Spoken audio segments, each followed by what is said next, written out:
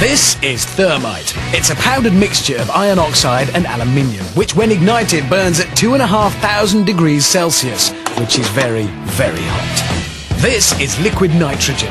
It's specially stored at minus 198 degrees Celsius. That's 163 degrees colder than the North Pole in winter. But is it cold enough to neutralize the intense heat of thermite? Packed into the slow-release mechanism of a garden flower pot, the thermite is ready for action.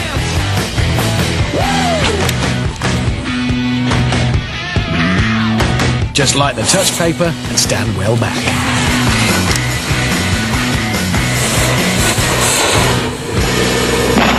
The fuse triggers the irreversible thermite reaction.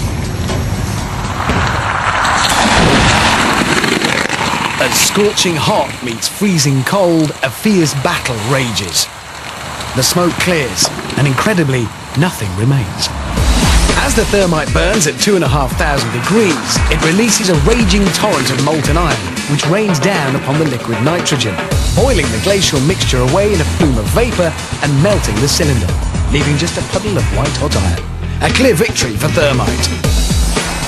So there you go, Dan. Adding something cold to thermite doesn't cancel it out. It just makes it angry. Thermite. You won't like it when it's angry. This is a car. It's been specially chosen to be destroyed because it's old, it's white, but more importantly, because it's French.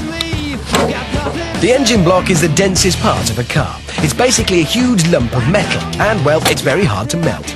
Lucky then, the brainiacs have plenty of thermite, specially packed into the slow-release mechanism of a garden flower pot. A big pile on the bonnet directly over the engine block should do the trick.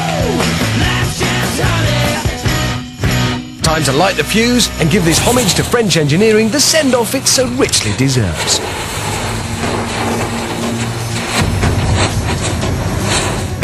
The irreversible thermite reaction begins.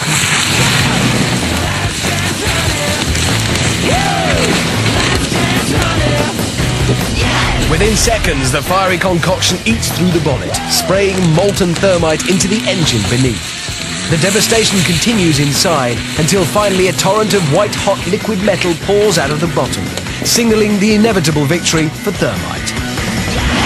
A quick check confirms a clear path of destruction through the engine. Now that the engine is melted clean through, it seems only fitting to have a go at the petrol tank. Packed into the slow-release mechanism of a garden flower pot, the thermite is ready for action. Popped onto the roof, directly above the fuel tank, quick top-up, and just 4 feet of family car stands between the thermite and 8 gallons of petrol.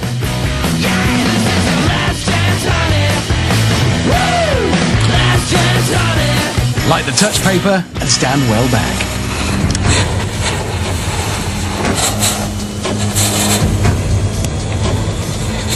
The irreversible thermite reaction begins.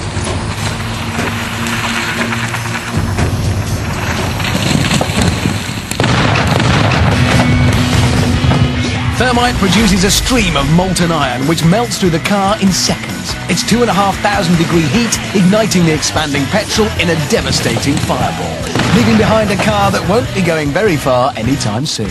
So there you go.